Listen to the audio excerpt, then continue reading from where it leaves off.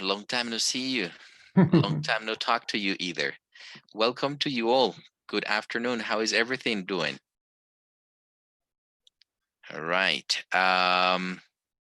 Okay, so once again, welcome to these afternoons, to these webinars we have on behalf of ASOCOPI. Today we have a superstar, the boss. Today we're going to have the webinar in charge of Carlo Granados. He is going to enlighten us today with a very super interesting topic that has different ideas about teaching. So I am not going to say anything else. Once again, the methodology, you know it. He's going to present, and after the presentation, if you want to write down the questions and comments in the chat, he's going to be able to answer all your questions. Well, once again, thank you, Carlo, not only for this webinar, but also for having accepted the possibility of working with ASOCOPI. For all of you, the president of ASOCOPI has been with us for 2 years now, and it's been a great effort of all of the board to working together. A reminder, this is something that we do in our free time. Right. Thank you, Carlos. So the floor is yours. Before I start sharing my slides, I want to say hello to everyone. I'm glad to see some of my colleagues from UPTC, or some of my students from there, also some of my colleagues from Unica, and many other people that have been in contact with me at some point, or I have been in contact with them at some point. So I'm glad that you're here, and I'm thankful that you are accompanying me today. So Jair didn't introduce me with all the With all, titles. do you want me to? Do you want me to? No, Okay. actually, I was going to thank you for doing that, because that's the first part of the presentation. I would like this to be more of a conversation, but I know that in virtual environments it's a bit difficult. At some point, I will ask you to share some things in the chat, and probably Jair or Katie will let me know what people are writing there so that we can comment. Absolutely. Okay, I'm going to share my slides. And let me see if I can manage. Yes. Okay, so I called the title of today's webinar, I'm only the English teacher, Decolonizing ELT practices. My goal today is to make us question if we are only the English teacher, or we are beyond that. We are professional educators who care about more things, right? So to start, I would like to share this with you. Because when we work with decolonial theories, feminist theories, queer theories, it's very important to share who we are, where we come from, right? So what I wrote here in this list that looks like a Tinder profile, it shows a spectrum of privileges and disadvantages. So I'm a male, right? And I agree with that description. And that brings me many advantages in comparison to women, right? I'm also single. I don't have children. I'm no parent. So probably that also brings me many advantages, right? Like having time to devote to my work, and also, well, dedicate to academic things that probably for some other scholars is a bit more difficult because children demand time. I'm a proud graduate of a public university from Universidad Pedagógica, and I did the master's at Universidad Distrital. And I did another master's in England, which also brought me lots of advantages, because in some places that I have been working, I was hired because I studied abroad, right? And I had that idea when I was at the undergrad, uh, to get a better job, or to get a better position, or to get some kind of prestige, it is better if you study abroad. I'm a teacher educator. I work with pre-service teachers. Some of the things I may mention today might not apply for primary teachers or secondary teachers. However, some things may be adapted. but I wanted to make clear what my position is so that you know what I'm talking about. I'm the academic director at a small teacher college that is Única, and I'm the leader of the program. Um, that also brings me advantages. I'm perceived as smart. This is a subjective claim, but that has brought me lots of advantages. However, when I decided to pursue my first attempt to a PhD, which was at Universidad Nacional, um, I wasn't perceived as smart because I was the language teacher, right? And there were anthropologists, sociologists, philosophers, and sometimes people tend to think that language teachers are somehow shallow or superficial, and they don't really know much apart from English. So that's why I included that there. I'm fond of research, that's why I wrote a scholar. And personally, I'm also halfway between a Cachaco and a Costeño. And that also brings advantages at some points because people do not have the common stereotypes that they have about Costeño people here. I'm a Costeño assembled in Bogota. Okay. So before I enter in the dialogue, I would like that in the chat, you tell me which of your identities do you think have placed you in disadvantage, right? Sometimes some of these things, some of these characteristics that we have make us be victims of certain disadvantage. So can you share with me in the chat, and Jair will let me know what you could say? Yes. Um, I dare to write myself the first one, a non-native English teacher. Being Okay, a that's woman in a good. country like ours, Aleida Ariza, Juliana Diaz also mentioned being a woman, being Latino in the US, being a woman Mhm. is not easy, Ana Milena Morales, Jorge Reyes, being a parent takes time. I am a woman and a mom who loves her in country like ours, Carolina Rodriguez, Aleida being the youngest of a family with Santanderiano roots. Okay, very good.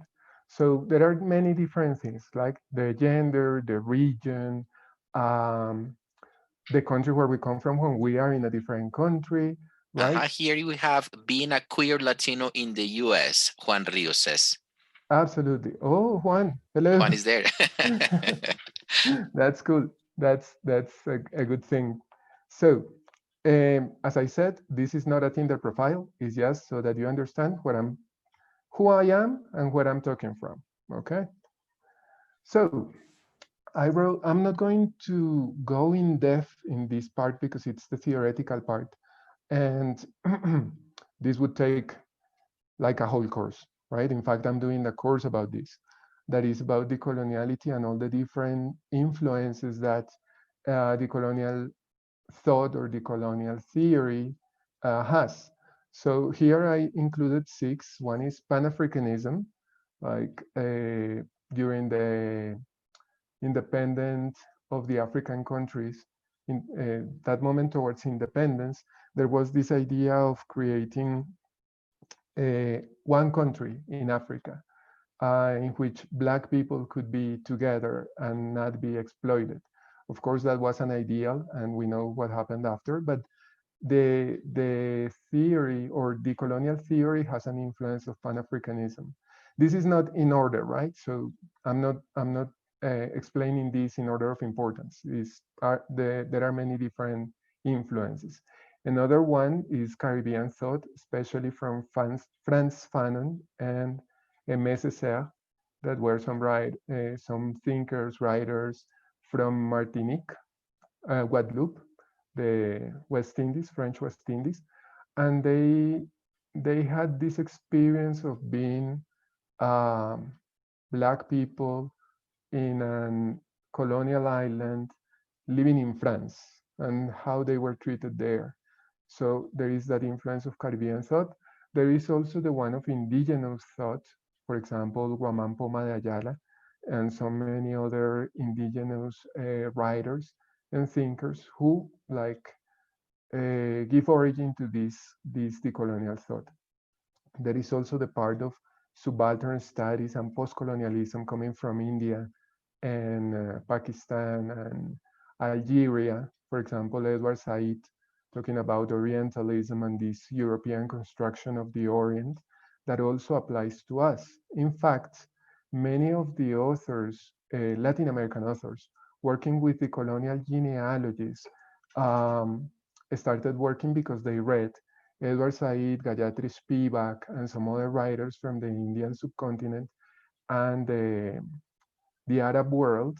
And then they said, but this is also what happens in America, and this happened before. Let's look at what happens here and uh, like appropriate the theory and make it our own. We have also the influence of feminisms, and I write feminisms because there are many, not only the, well, let us say classic feminism, white feminism, middle class feminism of the 70s, but we also talk about Latino, Chicano feminism, African feminism, indigenous feminism. There are many, many brands that also influence on these decolonial genealogies. And we also have social movements like the LGBTQ movement, civil rights movement, uh, movements for, uh, let us say, going against the exploitation of natural resources, and many others. Of course, this is not in depth. As I said, I wasn't going to focus on the theory because I want to focus on the practical part. If you want to look at this, I will give you something in a little time, a gift for you to take with you and probably uh, study this in more depth if you are, well, fond of the theory or understanding the theory a bit more. Now, coming to our context. In ELT, we have Kumarabadivelu that we are all familiar with. He wrote in 2014 an article called The Decolonial Option in English Teaching. We have Suresh Kanagaraya before, talking about resisting linguistic imperialism in English teaching, reclaiming the local in language policy and reclaiming the local in language policy and practice. Also Kubota and Lin talking about race and TESOL, and also Suhansi Mota talking about that, race and TESOL, and Mario Lopez Gopar, who was one of our guests in previous ASOCOPI conference, who in 2016 wrote a book documenting his research with pre-service teachers working, I think it was in Oaxaca, with indigenous population, indigenous children. The book is called Decolonizing the Primary Classroom. For us, here in Colombia, for education and ELT, we have Dr. Alexander Ortiz Ocaña working at Universidad del Magdalena with this position, especially in terms of uh, accreditation, university accreditations, processes of quality control, and all that. We have doctors Harold Castañeda, Pilar Méndez, Carmen Elena Guerrero, and José Aldemar, who is here, working in the PhD in education at Universidad, the Doctorado Interinstitucional en Educación, working with this perspective. We have also the postdoctoral program at Universidad Santo Tomás, working with interculturality from a decolonial perspective. Dr. Nancy Carvajal, who is here at this moment and who has worked with Chicano and Latino perspective, with homeless people, and in fact, she will offer a colloquium for the sick, for the seeking interculturality about, sorry, I think I don't have the name here at hand, but it's Manos a la Tierra, Decolonizing Teacher Education Programs. Dr. Berta Ramos also at UPTC is working with that. Dr. Astrid Núñez Pardo, who is already about to graduate from her doctoral program. She's working with decolonizing materials. And Dr. Adriana González and Dr. Jaime Usma from Universidad de Antioquia, who have been very critical of language policies and their colonial influence. Also, Dr. Yesido Ortega from University of Toronto always are working in that. So why do I say that? And I will take this later. My claim here is that this perspective is not new, and I'm not claiming ownership over this work. I mean, there are many people working with this decolonial perspective And it would be very arrogant of me to say that I'm the one doing this, because there are many, many other scholars doing the same thing. Some others may not call themselves decolonial. For example, I don't know if Adriana or Jaime would call themselves that way, but their work give us hints of this because they critique colonial practices, academic colonialism mostly. And also, I want to say that this list is not extensive either, because there might be many, many other people that are working with this that I couldn't include here because of time and space. Okay. Now, decoloniality. What's that?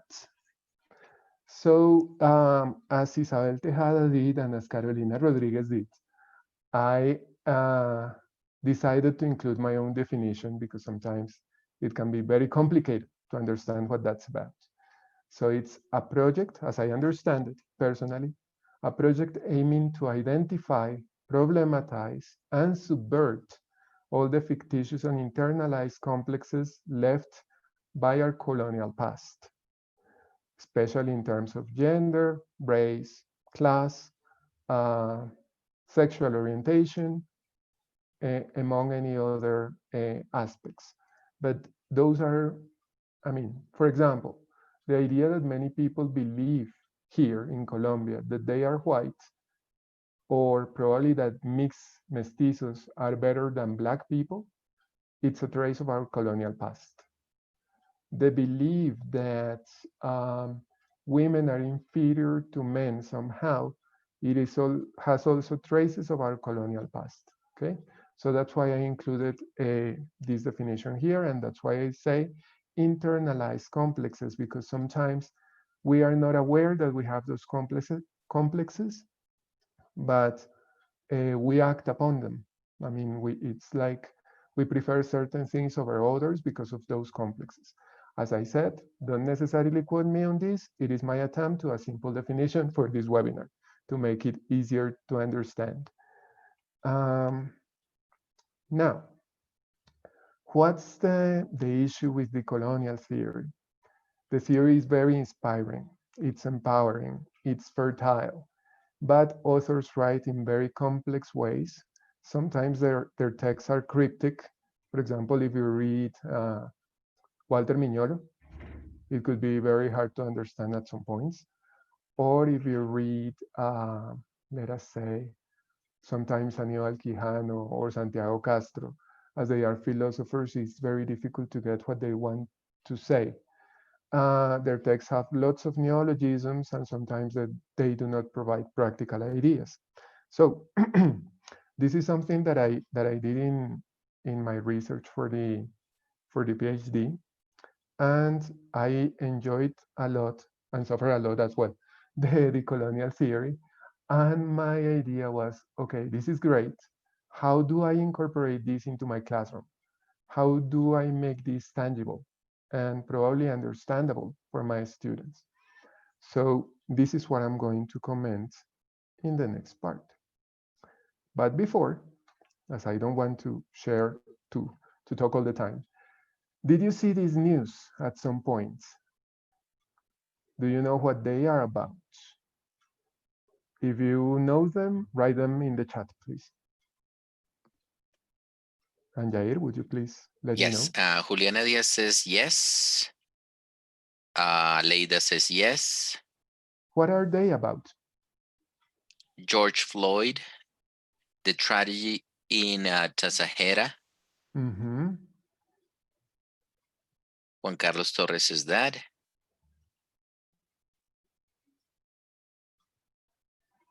Okay, so this one is about the rape of the Embera girl in Risaralda by members of the army. This one was about like a reporter. He's a member of the Zuleta family, the one of Vallenato, and he was in one of his programs. He was talking about how to buy a Wayuu indigenous woman. This one is George Floyd, as you said. This is about the pandemic, and is by Dr. Jean-Paul Mira. he was suggesting that the vaccines for the COVID-19 could be tested in Africa, right? This is Tasajeras, you said.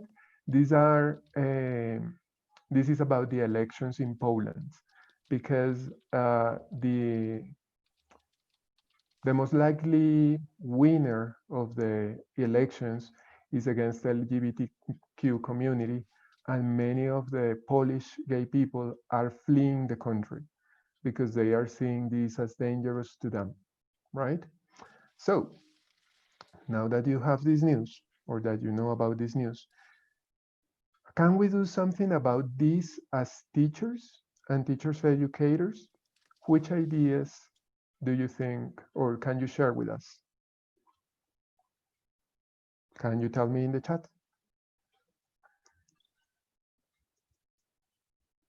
Of course, we must promote change, says Jorge Reyes. Diana says, yep, make students analyze them. Mm-hmm.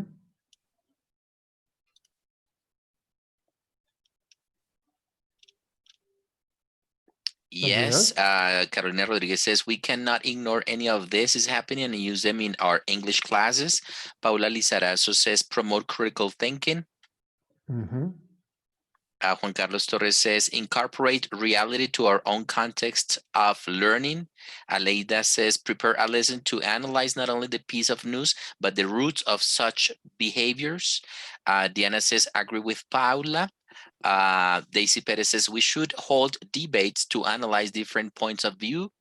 Juan Rios says, we need to use our classrooms to decolonize the norm and to engage students in critical dialogues. Christian Castillo says, we could reflect together. And Katie says, include a lot of discussion. Carlos Aguilar says, to analyze radically context. Jason says, yes, make students aware of what's going on in our global community, promoting respect to oneself and others, discuss in class to promote awareness, a UN model-like class, explore why this happens, create a debate of pros and cons, teach history in English too, include the That's topics right. like a warm-up. We can provide critical media, and then Wow, excellent. the chat just went crazy as usual. So it's wonderful. Great, that's what I wanted. Yes. Because I didn't want to be myself here talking to my screen as some sort of crazy. So I'm glad. No. We are all very active here. Okay, so many of the things that you mentioned, I also did. I'm just going to explain some of the things that I did. Let us say the first part, and that you mentioned, discuss histories. And I wrote histories because we usually focus on one history that is the official one. But we know that history, although some people may say that it is not true, history is subjective. It is a construction. It's like they say, well, cada quien habla, digamos, let us say that the winners are the ones who construct history, and the ones who are vanquished probably do not have the opportunity to talk about that.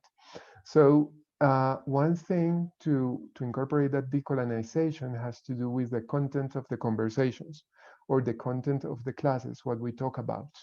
I know that not in all the context that is possible. Fortunately, at the place where I work at Unica, for example, in the English classes, we do not use an English textbook.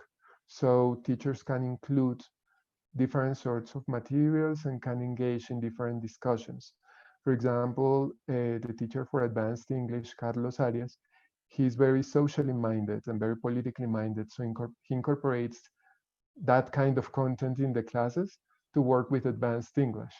I also know Carolina, who also works with me for English, also incorporates certain classes in certain topics in, um, I think it was upper intermediate English. So what you mentioned about changing the content of the discussion is important. Also, the part of teaching history in English, someone said that, that's also good. In my class, one of my classes that is called Language, Culture, and Identity, also an advantage for me because I could work with this. I usually do sort of a mini genealogy. I wrote it in quotation marks because I cannot say that I'm teaching philosophy to my students or that I'm asking them to do that, but I present certain things. So, for example, I don't know if you know this character that I'm showing here. This is Lilith, and it's a biblical character. It comes from an apocryphal gospel. It is not included in the official Bible. But I find interesting about the story of Lilith, the reason why she was expelled from the Eden, from paradise. She was the first wife of Adam, and she was expelled of the paradise because supposedly when Adam and her had sex, she wanted to be on top, right? And supposedly she had to be submissive. So as she didn't want to comply to Adam's desires, she was expelled from the paradise. And she was also punished by becoming a demon that is called a succubus that has sex with men in their dreams. This has very interesting connotations in terms of the understanding that we have of sexuality for women. So if a woman is sexually active or wants to somehow domineer men sexually, they are demons or they are whores, right? That's the other choice. There is not much to select. So either you are a mother or a, let us say a woman of worth, if we can say it that way, becoming a mother and subjecting to your husband, or you become a witch or a demon if you exercise your sexuality freely.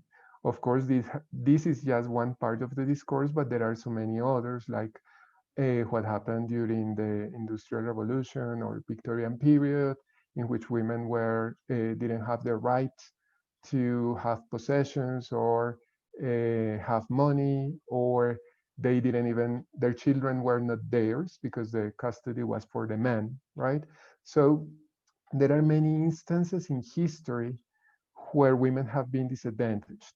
So that's what I try to explain to students in class, like how many things, no, let us say, how many times and in how many ways women have been disadvantaged along history. The same with Black people, the same with gay people. Let us say that the idea is to get to understand, for example, why do we think gay people are diseased? Where does that come from? Or that they are perverts? Where do we come from? Where do we come to think that women are men's possessions? Y si usted no es mía, no es de nadie. Where does that come from? Or when we say, for example, that uh, Black people are lazy, things like those. Where does that come from?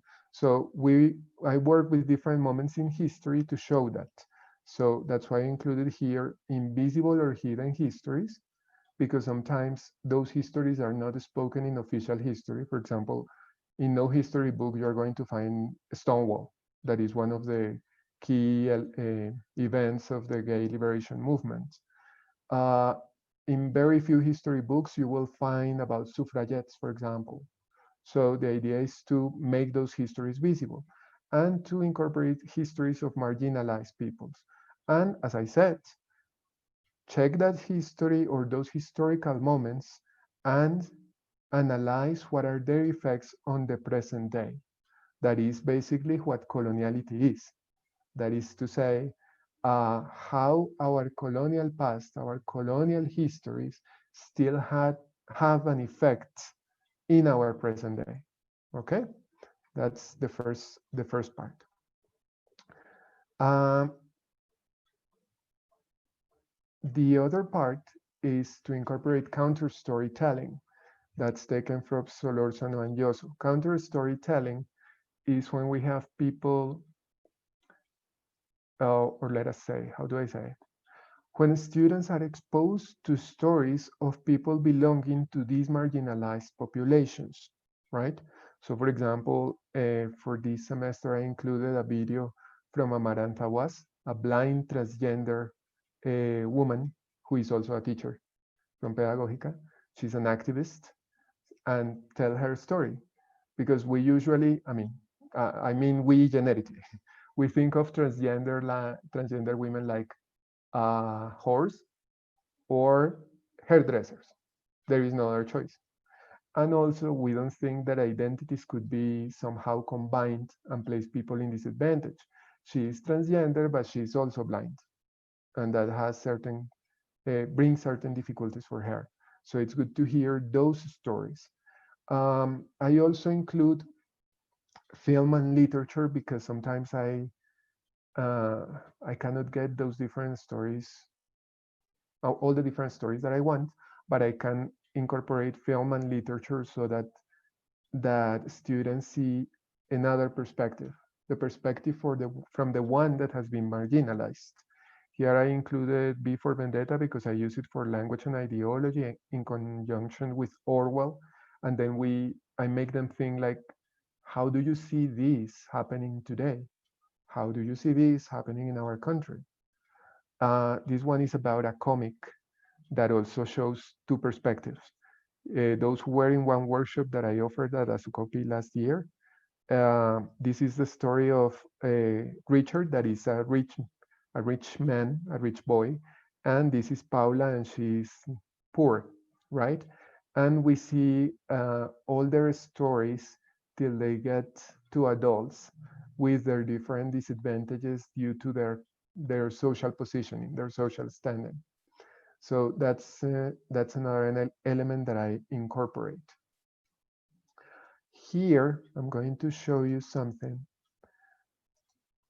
and Kathy is going to share one link in the chat. I want to share with you this. Do you want me to share it right now? Yeah, you can share it Okay. right now. This is a list of materials that I was like collecting to share today. Of course, it is not extensive. I haven't finished, and it's a Google Doc, so we can all complete. So I included videos here, for example, that we can use to incorporate this kind of decolonial thought. Probably you're familiar with this, for example, Hair Love, that is a short that was awarded at the Oscars, I think, that it was about the hair of Black people and how beautiful it can be, how difficult and how beautiful it can be at the same time. In a Heartbeat is also short about gay love. Ricardo, to interrupt you, there is a problem with the link. Maybe you didn't change The one, the oh, permission. oh, let us say.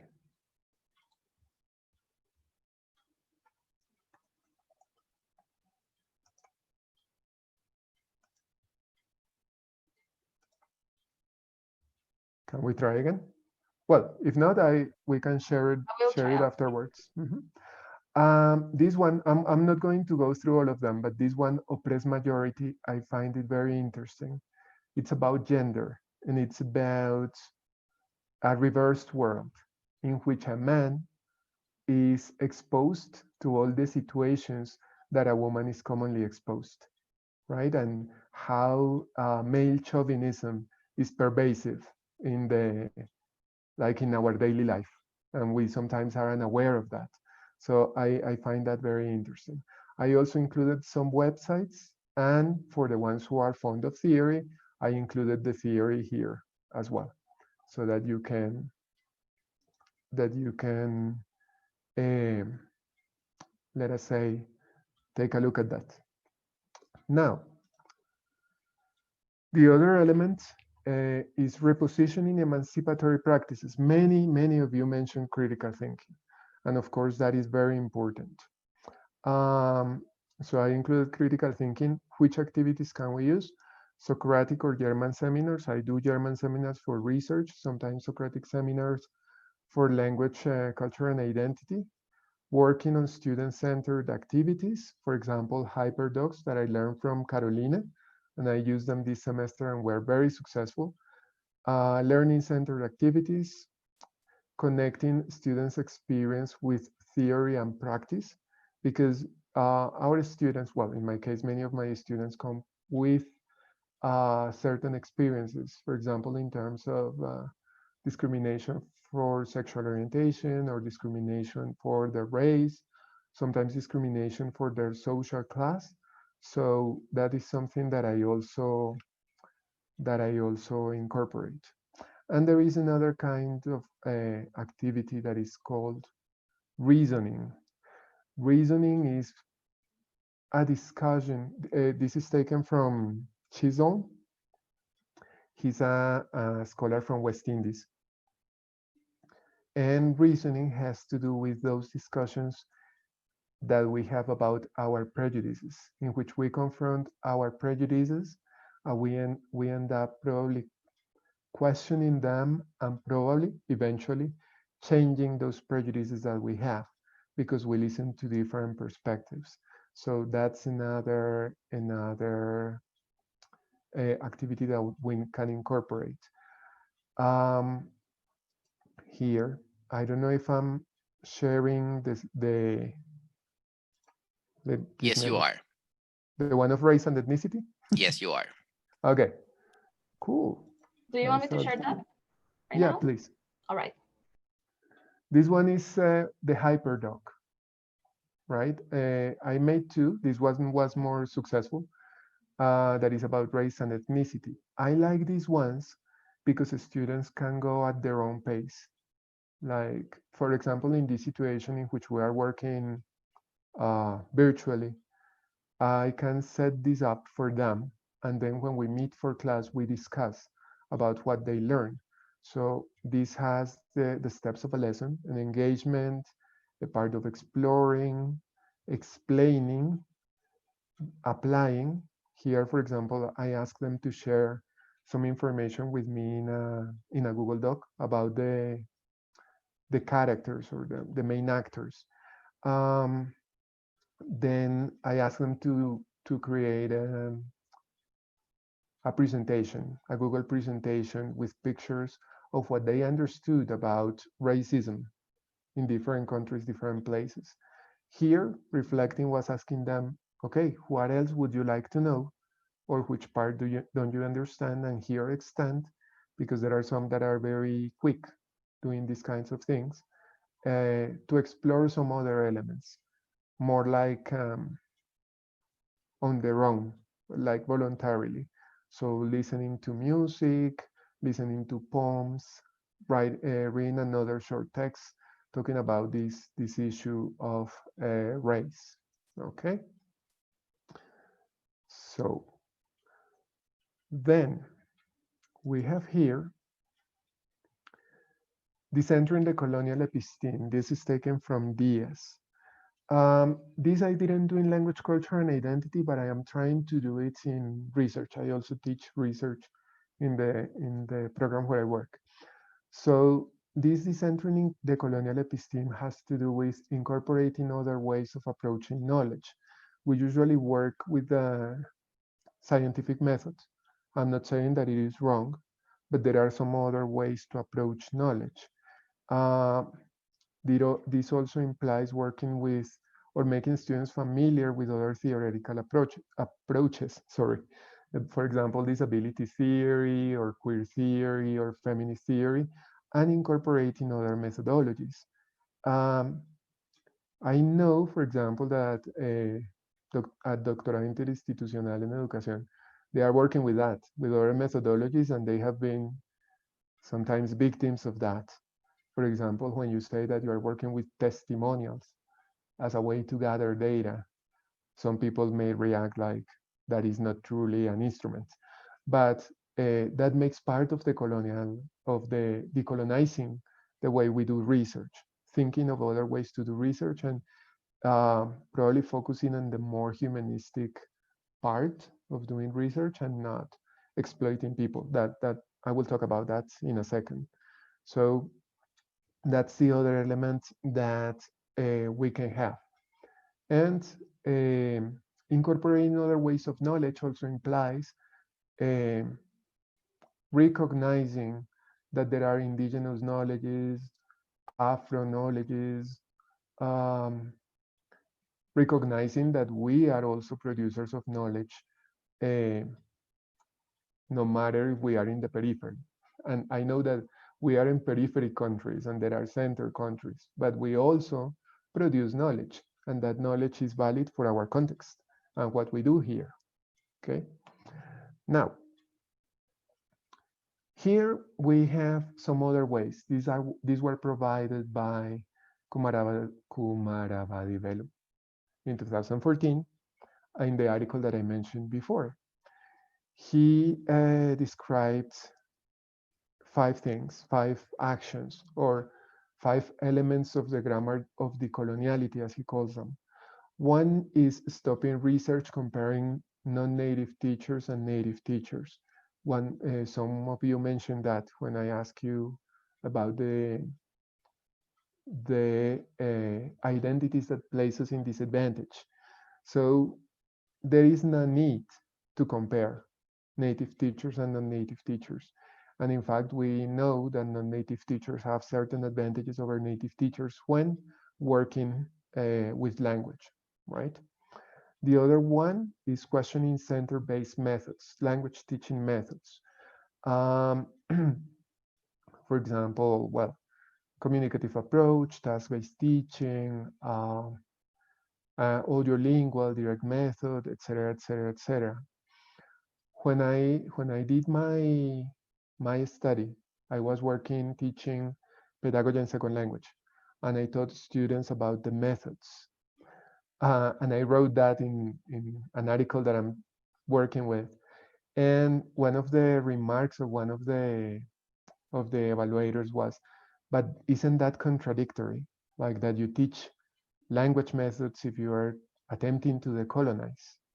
Well, my point is that if you want to truly deconstruct something, you need to understand how it works. And it makes part of our professional knowledge as language educators to know the methods that make part of our history to then subvert them, right? So that was my point, and that makes part of a decolonizing way of thinking teacher education. Like, of course, I need to know the methods, where they come from, what was their perspective, how effective they are, what disadvantages they have. And then when you are familiar with all the methods, you can behave professionally and make informed decisions about what elements of which methods you use. The other element that Kurmaravadimelo mentions is teaching materials. Changing, well, yeah, like not depending on center-based materials. And that's something Astrid Nunez is doing. Her thesis is about how do we work or how do appropriate materials that are closer to our context and that are closer to our students, that are more equal in terms of representation, that they represent disabled people, women in roles of leadership, that they represent different races, so on and so forth. So that also makes part of decolonizing ways in relation to language teaching. I also know that there is a graduate from the master at UPTC that worked with this idea of decolonizing teaching materials.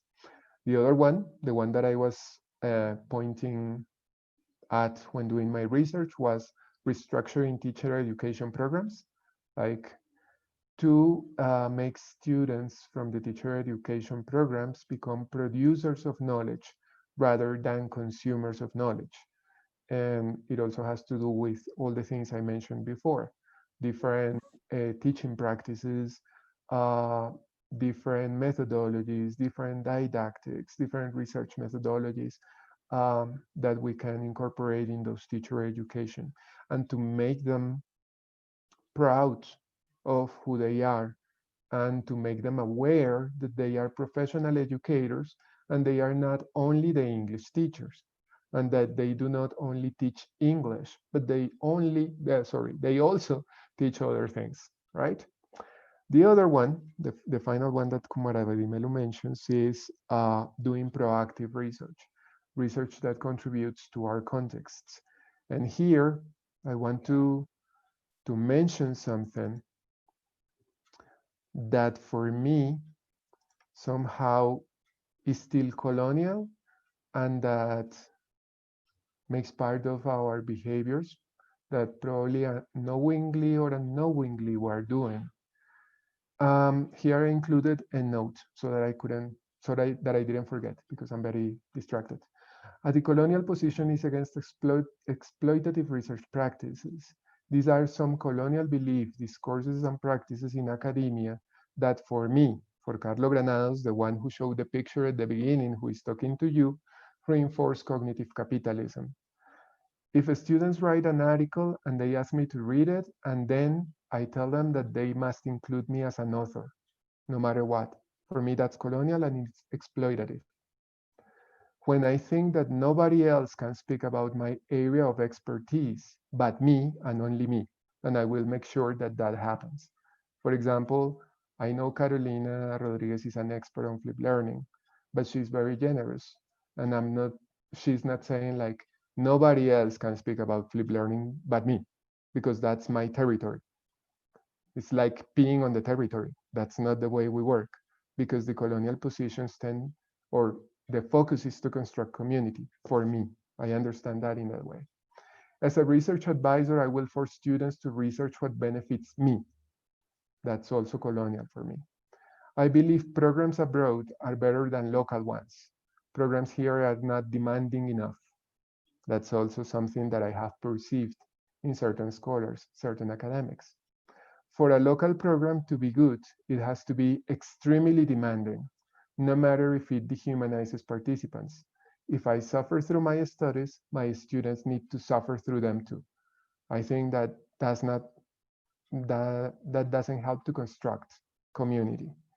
And I know some of us we have to do this, but anyway, that's colonial. I will publish an article per year, no matter if I don't have any project running.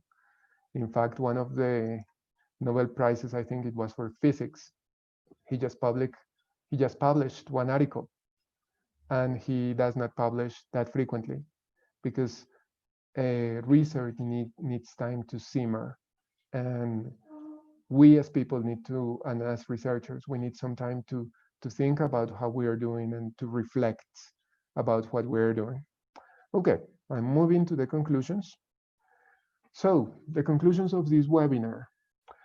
A decolonial position means placing yourself on the side of those in disadvantage and acting upon that understanding. So I know that there are people that are in disadvantage. What can I do about it? I'm not saying that we all can become activists, but as teachers, we can make our students also notice those disadvantages, and as future educators, help or help them act, or help them teach, or help those people in disadvantage. It also means acknowledging your privileges and your disadvantages, as I did at the beginning. What's my positioning? Where am I talking from? I like this. I included the name of my student, Luis Rocha. Was one of my students in the research seminar. And when we were talking about critical theory and action research, he says, well, the issue with this, or the goal with this, is not to give them voice to people that do not have them, because they have voice. What we have to do is to make their voices heard. So I like that statement, and it rang a bell in my head because it also showed me that he was understanding what it was all about. A decolonial position does not aim at the imposition of a new paradigm. Like, okay, now we are all decolonial and we have to be decolonial. It would be contrary to the spirit of what decoloniality is. It is inter and transdisciplinary, so we can combine things. Probably some of you have read about Kinchelo and the bricolage, like thinking of research and theory and methodologies as a box of tools in which we can use the elements that serve for the purpose that we want. Foreign language teaching is a fertile ground to discuss these issues, as you mentioned when I asked you, what can we do as teachers and teacher educators to act upon those news that we saw, or in the pictures that I included. A decolonial position also aims at the construction of community. It aims at the construction of community, not individual recognition or platform chasing. That I'd say as an academic, as a scholar, and it's a very personal perspective. If we are looking for individual recognition or chasing platforms, probably we are not coherent with the colonial position. Okay, so this is what I wanted to share with you today. I hope you enjoyed. I hope that there are some questions, maybe, I don't know. And I will stop sharing so that I can see you.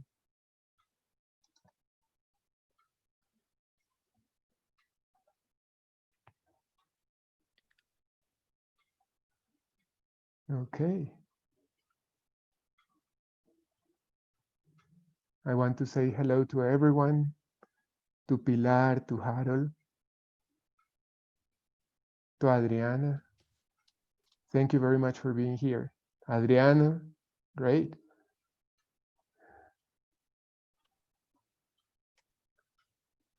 Oh, hello, Imelda. Good to see you. Okay, do you have any questions? Do you want to share anything? Maybe your appreciation, if you have any question, your comments. I guess part of your homework, Carlo, is going to be to go over your own presentation, because during your presentation, the chat was very active. We have people talking and commenting about what you were saying. Juan Rios, Harold, Castañeda, Pilar, Aleida, Carmen Elena, Carolina Rodriguez, I mean, like everyone, Jamid Fandino, Jaime Uzma also was talking. I mean, like they were all sharing information and exchanging ideas along your presentation. So once again, your topic was like the trigger for many other scholars to contribute and to exchange information about these topics. So it was super interesting. I haven't seen so far any specific information different from the one that just Diana posted there. How do you deal with administrators who disagree with this idea of decolonizing education? Okay, that's a very good question, and that's why I said that I was very privileged to work in where I work. Um, However, there is something that happens in my context. I work at Unica. Unica is a small teachers college, and is sponsored by, or we receive from Grupo Bolívar da Vivienda. However, they have been very, let us say, they let us do what we need to do in terms of education. So there is no issue about working with administrative staff or with the directors about what we include in the syllabi. In fact, many of them encourage us to include aspects that focus on critical thinking and these aspects. Um, for the places where we cannot do that, I know this is going to sound probably wrong, but as educators, sometimes we have spaces in our classrooms to do certain things. One is changing the topic, or not the topic, changing the content of the conversation, the content of what you include in your class. Not all the classes, because I understand that sometimes that is not possible, but one or two readings or texts can be changed, and also, I mean, in connection with what the directors want in terms of language, because sometimes that's the issue. Like, you are focusing on more social issues rather than focusing on language. But we can understand that the content can also help us, like, develop certain aspects of language. So that's what I could say. It's like finding uh, is a French philosopher that called them líneas de fuga. Where is the place where I can probably move a little bit?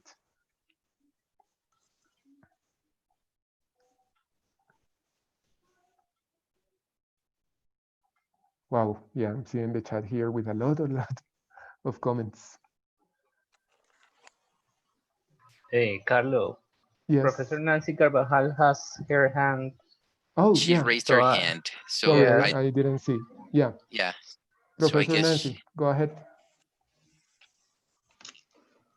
Okay, good afternoon, everyone. Good afternoon, Professor Carlo. I'd like to acknowledge and thank you for the work you've done in terms of bringing into conversation, like the international historical perspective into decoloniality and trying to engage some of the Colombian scholars that might be doing some contributions into the field. And I appreciate your generosity in considering me as one of those scholars who have tried to engage into this conversation. So thank you so much for doing that. I like one of the points that I'm very conflicted with and that I agree with you in your presentation has to do with this neoliberal trend, that has trapped us as academics in Mm-hmm. institutions. And I have experienced it personally, like the impact of this neoliberal trap that has taken people into competition and individualism, and for the sake of recognition in the specific field, as you mentioned in your presentation. So then they start like co-opting ideas, trying to plagiarize your work, trying to even discredit your work by speaking awful things on your back. So I've seen that trend happening at the university. So I think that one of the challenging things in these times, and that's the little reflection that I want to leave in this space, is for us to be self-observant, right? Like I am not perfect either, so I might be falling also into that trap with different characteristics. So I think that it is challenging for all of us, but I think that this is the opportunity to emphasize what you mentioned in your presentation in terms of being more aware of those practices, attitudes, discourses, that we might be engaging with on a daily basis in our classes, with our students, even in our families, with our relatives. So trying to be aware of those discourses that might fall into the colonial trap, right? Mm-hmm. So again, I agree 100% with you. The purpose and part of these decolonial agendas also has to do with building communities, right? And finding value in every single voice and telling all those counter stories by acknowledging our roots, our indigenous mestizo roots, and African descendant roots, and from there start engaging in conversation. So I think that as academics and as a group of academics that's engaging in this space, so I appreciate that you had highlighted those aspects because, as I said before, I have experienced that, and I have tried to engage in group work, teamwork, and I have trusted people, and that's okay. I have understood that for some people the logic is publications, and Mm-hmm. for some people, so I respect when people choose that path.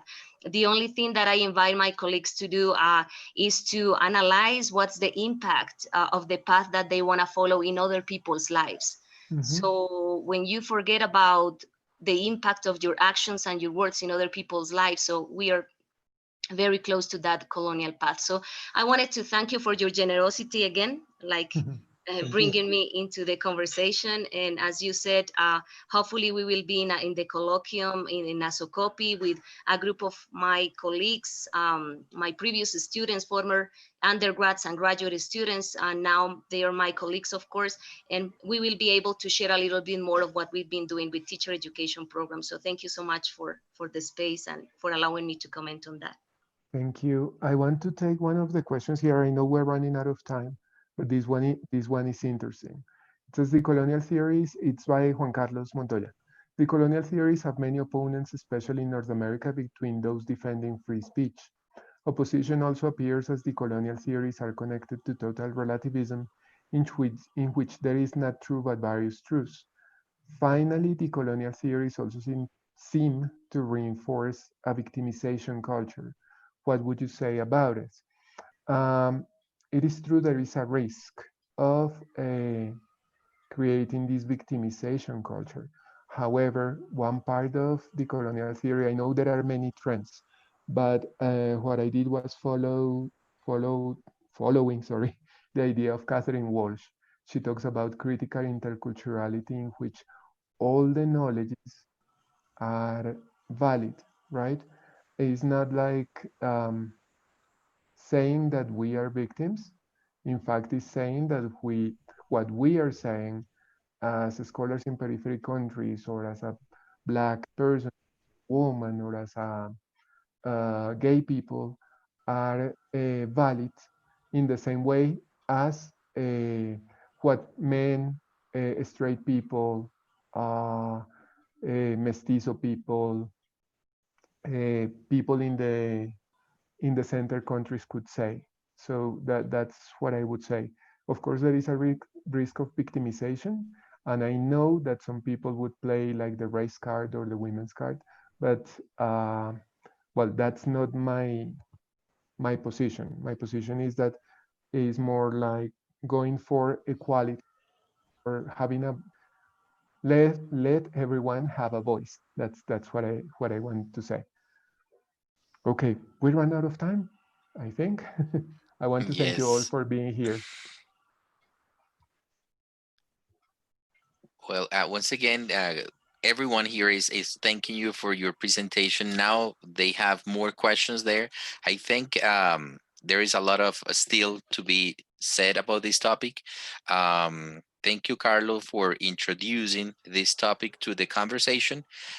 Next week, we're going to have another person who's going to talk about decolonizing. Astrid Nunez is going to talk about her perspective about materials from decolonial perspective. So you all are more than invited to be here for our next webinar. And of course, the conversation is still to be discussed. So there is a lot of a lot more to understand. Thank you all for having attended. Thank you for your comments. And of course, Carlo, thank you very much for this enlightening presentation. Thank you, Jair. I will And I see you hope to see next you week. all soon. Thank you very much.